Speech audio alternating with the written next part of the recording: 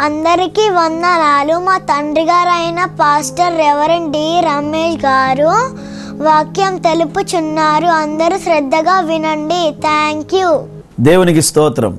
దేవునికి మహిమ కలుగును గాక. దేవుని యొక్క శ్రేష్టమైన పరిశుద్ధమైన ఉన్నత నామమున ఇమ్మానుయేల్ స్వరం అనే ఆధ్యాత్మికమైన కార్యక్రమాన్ని వీక్షిస్తున్న మీ అందరికీ ప్రేమతో వందనాలు తెలియజేస్తున్నాను. ఈ కార్యక్రమానికి ప్రేమతో మిమ్మల్ని అందరినీ ఆహ్వానిస్తున్నాను. దేవునికి మహిమ కలుగును గాక. ప్రార్థన చేసుకుందాం ప్రియులారా. జీవం కలిగిన దేవుని యొక్క వాక్యాన్ని ధ్యానం చేసుకుందాం. ప్రార్థన. సకల ఆశీర్వాదములకు కారణభూతులైన మా దేవ, మా తండ్రి, మీ ఘనమైన పరిశుద్ధమైన శ్రేష్టమైన ఉన్నతమైన ఆశీర్వాదకరమగు నామానికి వందనాలు చెల్లిస్తున్నాం నాయన. మీరెంతైనా నమ్మదగిన దేవుడవు తండ్రి, గొప్ప దేవుడవు, చాలిన దేవుడవు, ఉన్నతుడు, మహోన్నతుడు, సర్వాధికారం కలిగిన తండ్రివి నాయన. నీకు మహిమ కలుగునుగాక. మమ్మల్ని సజీవుల లెక్కలో లెక్కింపచేసి మరి యొక్క రోజును మా జీవితంలో మీరు దానముగా బహుమానంగా ఇచ్చి ఈ సమయంలో మీరు నాతో మాతో మాట్లాడనైనందుకు స్తోత్రాలు తండ్రి. ఒక్కసారి కనికరించు నాయన. కష్టములో, నష్టములో, దుఃఖములో, వేదనలో, బాధలో, బలహీనతలో, నిందలో, శోధనలో, అవమానములో, ఎవరికీ చెప్పుకోలేని సమస్యల చేత బాధపడుతూ నా ప్రభువాని ఎదురు చూస్తున్న నీ బిడలతో ఒక్కసారి మాట్లాడమని ప్రార్థిస్తున్నాను. కనికరించమని ప్రార్థిస్తున్నాను. ప్రతి ఒక్కరిని దర్శించండి తండ్రి. నీ కృపనొందిన బిడలను జ్ఞాపకం చేసుకో నాయన. మీకు స్తోత్రాలు. నీ దాసుడునైన నన్ను నీ ఆత్మతో నింపండి. నాతో మాతో మాట్లాడి మహిమ, ఘనత, ప్రభావములను మీరే పొందుకోమని యేసు నామమున అడిగి పొందినాము తండ్రి. ఆమెన్. Praise the lord. దేవునికి మహిమ కలుగునుగాక. దేవుని యొక్క శ్రేష్టమైన పరిశుద్ధమైన ఉన్నత నామమున మరి ఒక మారు మీ అందరికీ వందనాలు తెలియజేస్తున్నాను. ప్రభునందు ప్రియులారా, మిమ్మల్ని అందరిని బట్టి నేను దేవుణ్ణి ఎంతగానో స్తుతిస్తున్నాను.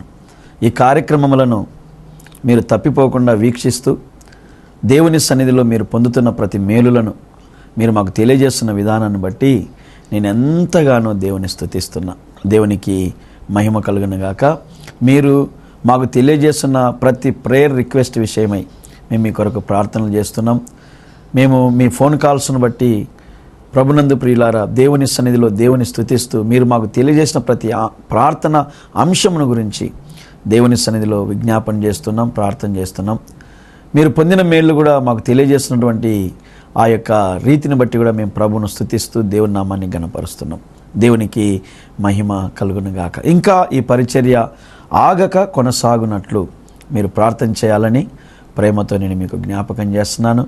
ఈ కార్యక్రమాన్ని వీక్షిస్తున్న మీరు అనేకులకు కూడా ఈ కార్యక్రమాన్ని గురించి తెలియపరచాలని కూడా ప్రేమతో మీకు నేను తెలియజేస్తున్నాను. అంతేకాదు మరి యూట్యూబ్ ఛానల్లో కూడా ఇమ్మానుయేల్ స్వరం అనేది యూట్యూబ్ ఛానల్లో మీరు సబ్స్క్రైబ్ చేసుకొని ప్రియులారా ఈ కార్యక్రమాలని వీక్షిస్తూ ప్రభు దీవెనలు పొందాలని ప్రేమతో నేను మీకు జ్ఞాపకం చేస్తున్నా. దేవునికి మహిమ కలుగునుగాక. ప్రభునందు ప్రియులారా, క్రైస్తవ జీవితంలో, విశ్వాస జీవితంలో ప్రార్థన అనేది మన జీవితానికి చాలా ప్రాముఖ్యమైనది.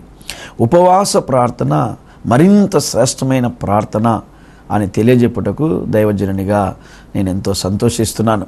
ఉపవాస ప్రార్థన ద్వారా మన పితరులు ఎన్నెన్నో మేలులు, ఎన్నెన్నో ఉపకారాలు, ఊహకందని ఆశ్చర్యమైన కార్యములను వారి జీవితంలో వారు పొందుకున్నట్లుగా జీవము కలిగిన దేవుడు ఈ పరిశుద్ధ గ్రంథంలో పొందుపరిచాడు.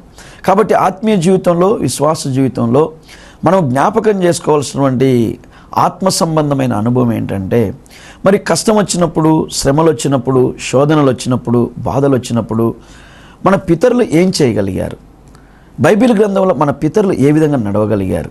మరి జీవగ్రంథాన్ని దేవుడు మనకిచ్చింది అందుకే కదండి.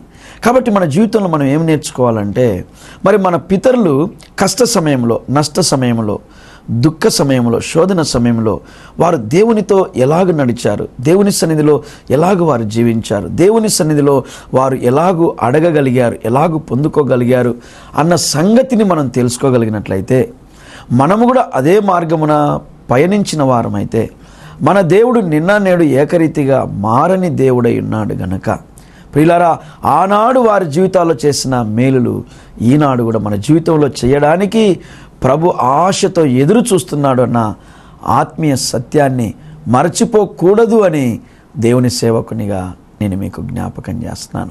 ప్రభునందు ప్రియులారా, ఎస్తేరు గ్రంథం 9వ అధ్యాయం 21వ వచనాన్ని 22వ వచనాలను మనం ధ్యానం చేసినప్పుడు అక్కడ ఒక శ్రేష్టమైన సంగతిని పరిశుద్ధాత్మ దేవుడు పొందుపరిచాడు.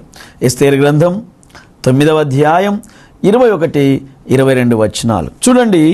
యూదులు తమ పగవారి చేత బాధపడక నెమ్మది పొందిన దినములనియు, వారి దుఃఖము పోయి సంతోషము వచ్చిన నెల అనియు, వారు మూల్గుట మానిన శుభదినమనియు, ప్రతి సంవత్సరము ఆదారు నెల యొక్క 14వ దినమున 15వ దినమున వారు ఆచరించుకొనొచ్చు, విందు చేసుకొనొచ్చు, సంతోషముగా నుండి ఒకరికొకరు బహుమానములను దరిద్రులకు కానుకలను పంచదగిన దినమని వారికి నిర్ణయించబడెను.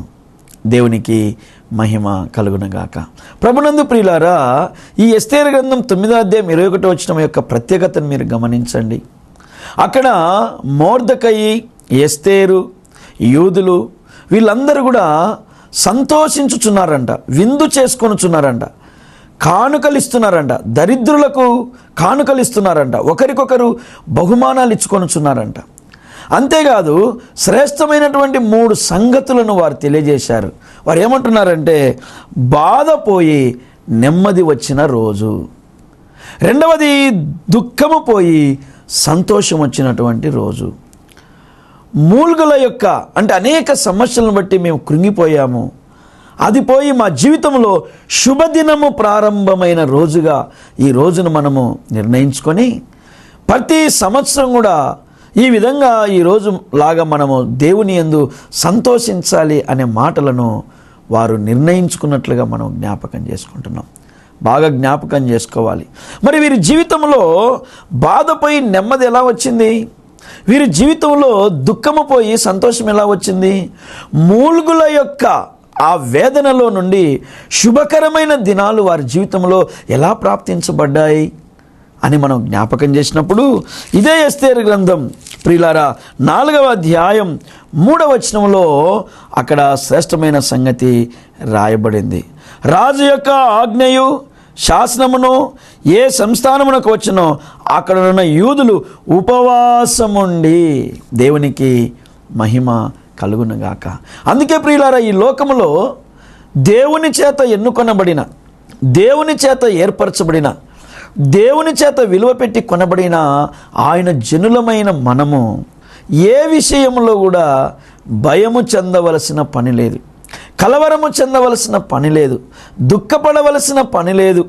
మన జీవితంలో ఒకసారి సాతాను యొక్క శోధనకు గురి అయిన వారమై, లేదా సొంతముగా మనము చేసినటువంటి తప్పిదములను బట్టి మన జీవితంలో మనము పడవేయబడే పరిస్థితులు వచ్చినప్పుడు దేవుని సన్నిధిలో ఒక్కసారి మనము కూర్చొని ఆయన యొద్ద విచారణ చేయగలిగిన వారమైతే మన జీవితంలో ఊహకందని గొప్ప కార్యములను చూస్తామని దేవుని సేవకునిగా నేను మీకు ప్రేమతో జ్ఞాపకం చేస్తూ ఉన్నాను.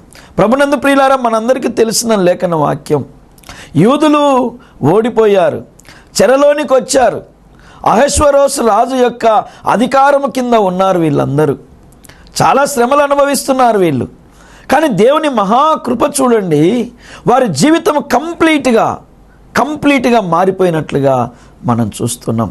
ఎందుకు కంప్లీట్గా మారిపోయింది అని మనం జ్ఞాపకం చేస్తే, వారు ఉపవాసం ఉన్నారు. ఎందుకు ఉపవాసం ఉన్నారంట? ప్రతి క్రైస్తవునికి సుపరిచితమైన లేఖన వాక్యం కదా ఎస్తేరు గ్రంథం. హామానుకు నమస్కరించలేదు మొర్దెకై నమస్కరించినందున హామానుకు కోపం వచ్చింది. లేనిపోని మాటలన్నీ అహశ్వేరోషు రాజుగారికి చెప్పి మొర్దెకైనే కాదు తన వారందరినీ, తన వంశమును, యూదులందరినీ చంపాలని రాజు దగ్గర నుండి ఒక ఆజ్ఞను పొంది వచ్చాడు. అప్పుడు మొర్దెకై తన వస్త్రములు చింపుకొని బూడిద పోసుకొని ఆ రాజనగర్లో ఏడవడం ప్రారంభించాడు. ఈ సంగతి ఎస్తేరుకు తెలిసింది. ఎస్తేరు కూడా ప్రియులారా ఆ విషయమై ఉపవాసం ఉండాలని తీర్మానం తీసింది. యూదులందరికీ కూడా చెబుతుంది, మీరు కూడా ఉపవాసం ఉండండి, మనమందరం ప్రార్థన చేద్దాం. మనం ప్రార్థన చేస్తే దేవుడు ఏదైనా చేయగలిగినటువంటి సమర్థుడైన వాడు అని వారు విశ్వసించారు. వారు మరణకరమైన పరిస్థితులు వారి జీవితంలో ప్రాప్తించబడినప్పుడు మరణం వారికి సమీపంగా వచ్చినప్పుడు, రాజాజ్ఞయే బయలు వెళ్ళినప్పుడు ప్రియులారా వారందరూ కూడా దేవుని సన్నిధిలో ఉపవాసం ఉండి ప్రార్థన చేయడం ప్రారంభించారు. వారు ఉపవాసం ఎలా చేస్తున్నారు అని మనం జ్ఞాపకం చేసినప్పుడు, మహా దుఃఖముతోనూ ఏడ్పుతోనూ రోదనముతోనూ మునిగిన వారై గోనెపట్ట కట్టుకొని బూడిద వేసుకొని వారు దేవుని సన్నిధిలో ప్రార్థన చేస్తూ ఉన్నారు. దేవునికి మహిమ కలుగునుగాక. ఈరోజు ఇమ్మానుయేల్ స్వరం అనేది ఆధ్యాత్మికమైన కార్యక్రమాన్ని వీక్షిస్తున్న దేవుని జనాంగమా, ఒక్కసారి జ్ఞాపకం చేసుకోవాలి. మన జీవితంలో కూడా కష్టాలు ప్రాప్తించబడినప్పుడు, నష్టాలు ప్రాప్తించబడినప్పుడు, అనుకోని పరిస్థితులు మన జీవితాన్ని, మన కుటుంబాన్ని, మన పిల్లలను ప్రియులారా ఆ వ్యతిరేకయుక్తమైన మార్గములో నడుపుచున్న పరిస్థితుల మధ్యలో మనం కృంగిపోవద్దు. మనల్ని రక్షించే దేవుడున్నాడు, మనల్ని విమోచించే దేవుడున్నాడు, మనల్ని కాపాడే దేవుడున్నాడు, మనల్ని ఆదుకునే దేవుడున్నాడు, మనల్ని ఆదరించే దేవుడున్నాడు. కాబట్టి ధైర్యము కలిగిన వారమై దేవుని సన్నిధిలో మనం ప్రార్థన చేయాలి. ఎప్పుడైతే వారు ప్రార్థన చేశారో దేవుడు తన కార్యములను ప్రారంభించాడు. ఈ దినాల్లో మన జీవితంలో మరలా జ్ఞాపకం చేస్తున్నాను, ప్రార్థన అనేది అనుభవము లేకనే మనం అపవాదిని ఎదిరించలేకపోతున్నాం. దేవునితో మాట్లాడే అనుభవం, దేవుని యొద్ద విచారణ చేసే అనుభవం, దేవుని కార్యముల యందు నమ్మకం ఉంచే అనుభవం మన జీవితంలో కలిగి ఉండలేనందున అపవాదిని మనము జయించలేని వారముగా ఉన్నాము అన్న సంగతిని మనం మర్చిపోవద్దని సేవకునిగా జ్ఞాపకం చేస్తూ ఉన్నాను. యూదులందరూ సమాజ మందిరంలో ప్రార్థన చేస్తున్నారు, మొర్దెకై ప్రార్థన చేస్తున్నాడు, ఎస్తేరు ప్రార్థన చేస్తున్నాడు. దేవుడు వారి మొరను అంగీకరించి డైరెక్ట్గా దేవుడు రాజునే దర్శించడం ప్రారంభించాడు. మనందరికీ తెలిసిక రాజు గ్రంథాన్ని చదువుతున్నాడు, మొర్దెకైని గురించి రాయబడింది. అప్పుడు ఆయనకి విధంగా ఘనపరచమని చెబుతున్నాడు. ఏమంటే ఎస్తేరు రాజు దగ్గరికి వెళ్ళింది, చెప్పవలసిన సంగతులన్నీ చెప్పగలిగింది. రాజు ఆ సంగతులన్నీ గ్రహించగలిగి యూదులకు, మొర్దెకైకి, తన వంశానికి రావలసిన మరణశాసనం నుండి వారందరినీ విడిపించినట్లుగా మనము లేఖన వాక్యంలో చూడగలుగుతున్నాం. ఆనాడున్న దేవుడే ఈనాడు ఉన్నాడు, ఆనాటి దేవుడే ఈనాడు కూడా మన దేవుడు నిన్న నేడు ఏకరీతిగా మారని దేవుడు, ఒకే ఒక్క దేవుడు. దేవునికి మహిమ కలుగునుగాక. ఇప్పుడు వాళ్ళు అంటున్నారు, మా జీవితంలో దుఃఖము పోయి, బాధ పోయి, నెమ్మది వచ్చింది. ఇంతకాలం మా జీవితంలో అనుక్షణం భయం, బాధతో బతికాం. అయితే ప్రభువు మాకిప్పుడు నెమ్మదినిచ్చాడు. ఈరోజు దేవుని యొక్క వాక్యం వినుచున్న దేవుని జనాంగమా, నీ జీవితంలో కూడా ఒక శుభదినం ఉంది. నీ జీవితంలో కూడా ఒక శుభకరమైన దినం ఉంది. మనల్ని మనం శపించుకోవద్దు, మనల్ని మనం ఏమండి నెగిటివ్గా మాట్లాడుకోవద్దు, మనల్ని మనం కించపరుచుకోవద్దు, మన గురించి మనం తక్కువగా అంచనా వేసుకోకూడదు. మనం విలువ పెట్టి కొనబడిన దేవుని జనాంగం. ప్రభు ఈరోజు నీతో నాతో మాట్లాడుతున్నాడు. ఆనాడు బాధ నొందిన జనులకు నెమ్మదినిచ్చిన దేవుడు, ఆనాడు దుఃఖముతో ఉన్న బిడ్డలకు సంతోషమిచ్చిన దేవుడు, ఆనాడు మూల్గుచ్చు వారి దినములను గడిపిన వారి జీవితాల్లో శుభకరమైన దినమును ప్రాప్తింపజేసిన దేవుడే ఈనాడు నీ జీవితంలో, నా జీవితంలో కూడా గొప్ప కార్యం చేయడానికి ఇష్టపడుతున్నాడు అనే సంగతిని మనం మర్చిపోవద్దని దేవుని సేవకునిగా జ్ఞాపకం చేస్తున్నాను. అక్కడ ఎంత గొప్ప మంచి మాట రాయబడి చూడండి ప్రియులారా. వాళ్ళు ఏం చేసుకుంటున్నారంట? విందు చేసుకుంటున్నారంట, వారు సంతోషిస్తున్నారంట. దేవునికి మహిమ కలుగునుగాక. శుభకరమైనటువంటి దినములు వారి జీవితంలో ప్రారంభమయ్యాయి గనుక విందు చేసుకొనుచు, సంతోషించుచు, ఒకరికొకరు కానుకలిచ్చుకొనుచున్నారంట. ఎంత గొప్ప మాట, ఎంత గొప్ప మాట. అంతేకాదు దరిద్రులకు వారు కానుకలిచ్చుచున్నారు. దేవునికి మహిమ కలుగునుగాక. ఈ విధమైన ఉన్నతమైన స్థితిని నీ జీవితంలో, నా జీవితంలో, మన జీవితంలో కూడా దేవుడు ప్రాప్తించడానికి ఇష్టపడుతున్నాడు.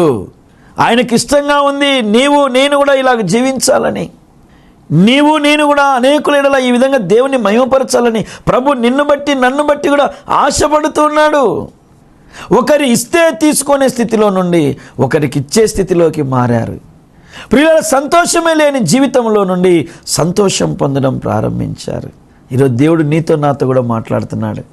నాకు నెమ్మది లేదు, నా జీవితంలో దుఃఖం ఉంది, నా జీవితంలో వేదన ఉందని నువ్వు కూర్చొని దిగులు చేసేదానికంటే మోకరించి ప్రార్థన చేసుకొని దేవునికి అనుకూలంగా మనము నడవగలిగితే నీ జీవితంలో నెమ్మది, సంతోషము, శుభకరమైనటువంటి ఆశీర్వాదాలు ఎదురు చూస్తున్నాయన్న ఆధ్యాత్మికమైన సత్యాన్ని మర్చిపోకూడదని దేవుని సేవకునిగా జ్ఞాపకం చేస్తున్నాను. వారు ఎక్కడ ఓడిపోయిన వారి బ్రతికారో దేవుడు అక్కడే వారికి జయాన్ని ఇచ్చాడు.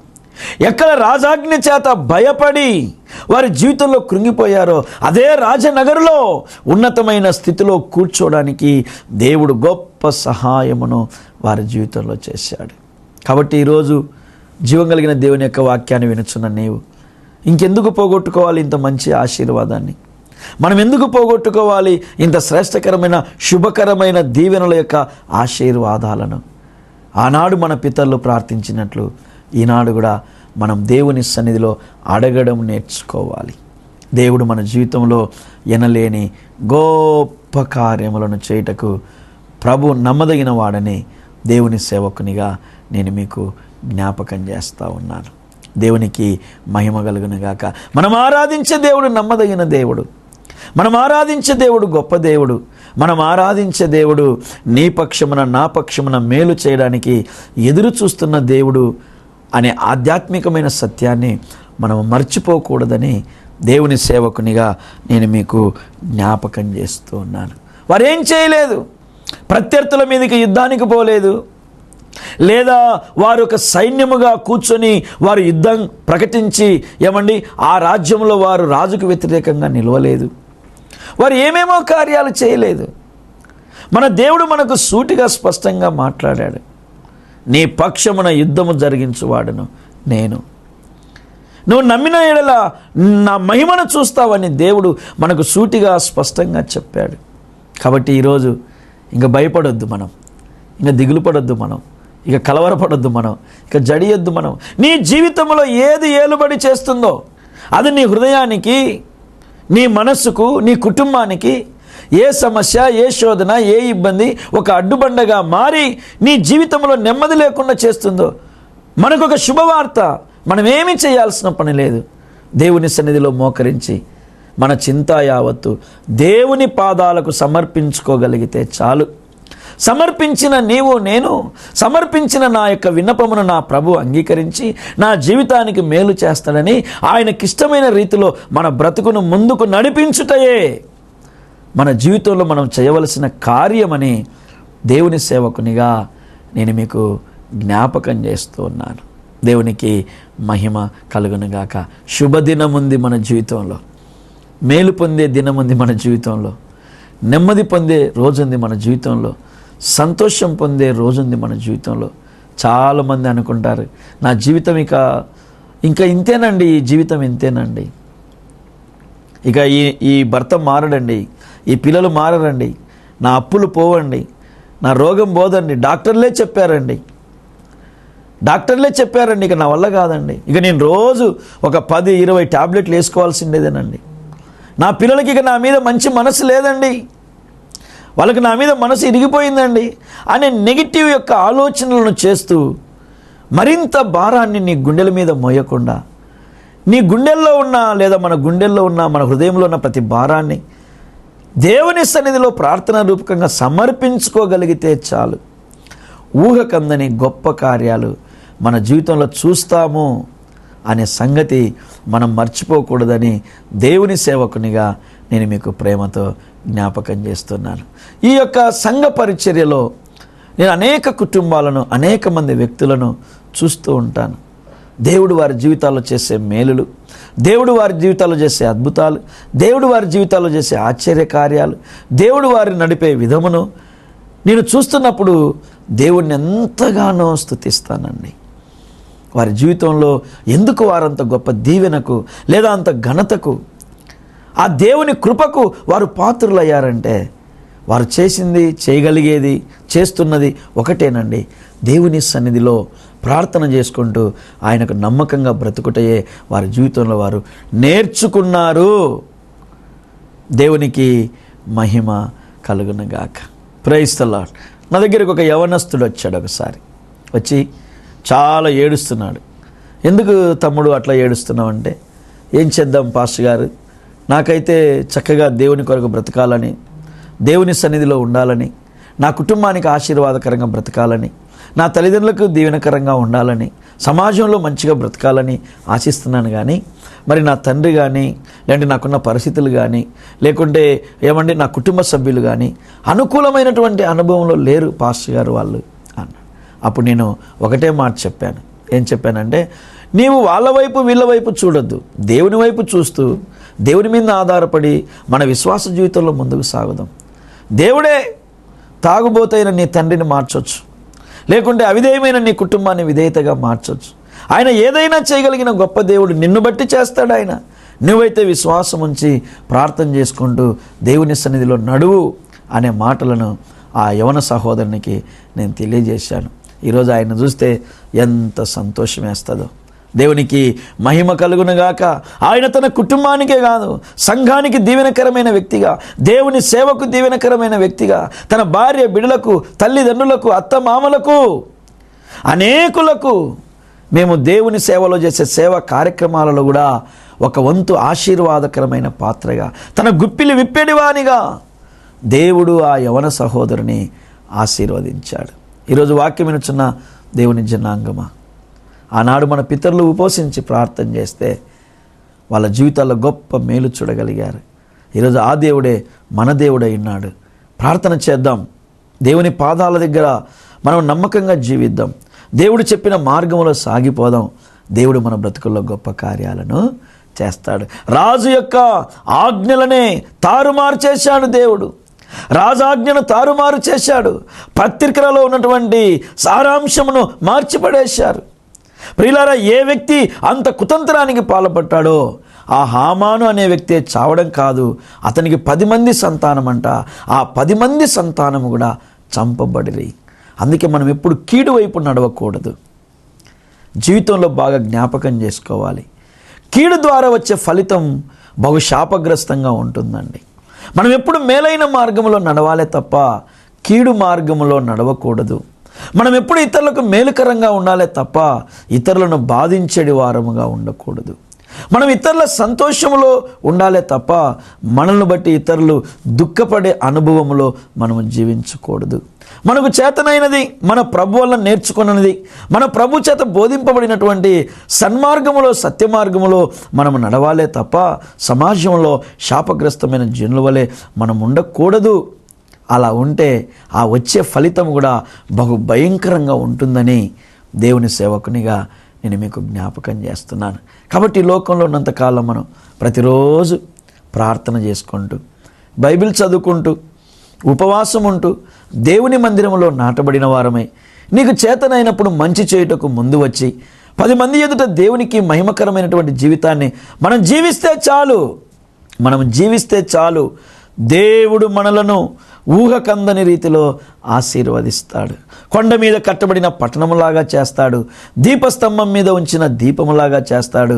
వెలుగు సంబంధమైన ప్రజలుగా అనేకుల ముందు కనబడడానికి ప్రభు సహాయం చేస్తాడు. ఏ ప్రజల మధ్యలో చీకటి సంబంధమైన అనుభవం కలిగినటువంటి స్థితిగతుల మధ్యలో మనం ముందుకు నడిచామో అదే ప్రజల మధ్యలో దేవుడు మనలను ఆశీర్వాదకరమైన ప్రజలుగా నిలుపుతాడని దేవుని సేవకునిగా నేను మీకు ప్రేమతో జ్ఞాపకం చేస్తున్నాను. ఈరోజు దేవుని యొక్క వాక్యాన్ని వీక్షిస్తున్న దేవుని జనాంగమా, దేవుడు నీతోనే మాట్లాడుతున్నాడు. నీ బాధను దేవుడు చూశాడు, నీకు నెమ్మదిని ప్రాప్తింపచేయబోతున్నాడు. నీ దుఃఖమును దేవుడు చూశాడు, నీకు సంతోషం ఇవ్వబోతున్నాడు. నీ మూలుగుల శబ్దమును ప్రభు విన్నాడు, నీ జీవితంలో శుభకరమైన దినమును ప్రాప్తింపచేయబోతున్నాడు. నమ్మకంగా ఈ మాట యందు విశ్వాసం ఉంచు. నా దేవుడున్నాడు, నన్ను ఆశీర్వదిస్తాడు, నన్ను ఆశీర్వదించడానికే పిలిచాడని నమ్ము. అంతేకాదు, నీవు దేవుని చేత మేలు పొందిన తర్వాత ఇక నేను దేవుని చేత మేలు పొందానని కూర్చోకుండా నీలాగా దుఃఖపడుతున్న జనులకు ఆశీర్వాదకరంగా బ్రతకడానికి ఇష్టపడు, ఆశీర్వాదకరంగా ఉండడానికి ఇష్టపడు. ఈనాడు క్రైస్తవ సమాజంలో నాకు బాధ కలిగించే విషయం ఒకటండి. మన వాళ్ళు చాలామంది దీవించబడిన వారు ఉన్నారు, కానీ దీవించబడిన తర్వాత వారి దీవెనలో దేవునికి మహిమచ్చే కార్యాలు చేసేవాళ్ళు చాలా తక్కువ మందిగా కనబడుతున్నారు. మన పితరులు చూడండి, దీనులకు కానుకలు ఇచ్చారంట, ఒకరికొకరు బహుమానాలు ఇచ్చుకున్నారంట, సంతోషాన్ని కలిగి బ్రతికారంట. అటు దివ్యమైన కృప పరిశుద్ధాత్మ దేవుడు మనందరికీ అనుగ్రహించునుగాక. ప్రార్థన. సకలాశీర్వాదములకు కారణభూతుడైన మా దేవ, మా తండ్రి, మీ ఘనమైన పరిశుద్ధమైన శ్రేష్టమైన ఉన్నతమైన ఆశీర్వాదకరమైన నామానికి వందనాలయ్యా. నువ్వెంత మంచి దేవుడు. భూమి మీద నీ బిడలు ప్రభువా ఉపవసించి ప్రార్థన చేస్తే ఎలాంటి గొప్ప అద్భుతాలు చేస్తావు నాయన. బాధపోయి నెమ్మది వచ్చిందయ్యా, దుఃఖముపోయి సంతోషం వచ్చింది నాయన. మూలుగుల శబ్దములో నుండి శుభకరమైన దినముగా ఆ బిడ్డలను ఆశీర్వదించావు తండ్రి. ఆ కృప నాకు మాకు వీక్షిస్తున్న వారికి యేసు నామమున కలుగునుగాక. గొప్ప కార్యములను జరిగించమని యేసు నామమున అడిగి పొందినాము తండ్రి. ఆమేన్. మన తండ్రి అయిన దేవుని ప్రేమ, కుమారుని యేసుక్రీస్తు కృప, పరిశుద్ధాత్మ యొక్క అన్యోన్య సహవాసం చిన్నమనకు సంఘమునకును పరిశుద్ధులకు దేవునికి సదాకాలం తోడయండి నడిపించును గాక. ఆమేన్. Praise the lord. దేవునికి మహిమ కలుగును గాక. ఇమ్మానుయేల్ స్వరం అనే ఆధ్యాత్మికమైన కార్యక్రమాన్ని వీక్షించిన మీ అందరికీ ప్రేమతో వందనాలు తెలియజేస్తున్నాను. ఈ కార్యక్రమాలు మీకు ఆశీర్వాదకరంగా ఉన్నాయా? అయితే అనేకులకు తెలియపరచండి. అంతేకాదు, మీరు ఈ కార్యక్రమం ద్వారా మేలు పొందినట్లయితే, దేవుడు నాతో మాట్లాడినాడని మీరు గ్రహించిన వాళ్ళైతే మాకు ఫోన్ చేసి మీ సంతోషాన్ని మాకు తెలియచేయండి. మీ ప్రార్థన అవసరం మాకు తెలియచేయండి. మమ్మల్ని కూడా మీ సంతోషంలో పాలిభాగస్తులుగా చేయండి. Thank you. God bless you. దేవుడు మిమ్మల్ని మీ కుటుంబాలను దీవించును గాక. అంతేకాకుండా యూట్యూబ్ ఛానల్లో ఇమ్మానుయేల్ స్వరం అనేది యూట్యూబ్ ఛానల్ వీక్షించండి, సబ్స్క్రైబ్ చేయండి, ప్రభు దీవెనలు పొందండి. Thank you. God bless you. ప్రభు మనలందరినీ ఆశీర్వదించును గాక. Praise Lord. మా ఆరాధనలు జరుగు స్థలం. మా మొదటి ఆరాధన ఉదయం 8 గంటలకు గాజుల రామారం రవినారాయణ రెడ్డి నగర్ నందు జరుగును. మా రెండవ ఆరాధన ఉదయం 11:30 మియాపూర్ ఓల్డ్ ఆఫీస్పేట్ సాయినగర్ నందు జరుగును. పాలు పొంది దీవెనలు పొందగలరు. మా address reverend D Ramesh, Emmanuel prayer home international ministries, 2-327 Sainagar, old Hafeezpet, Miyapur, Hyderabad. మీ ప్రార్థన అవసరతల కొరకై మీరు సంప్రదించాల్సిన మా ఫోన్ నెంబర్ 9912956528.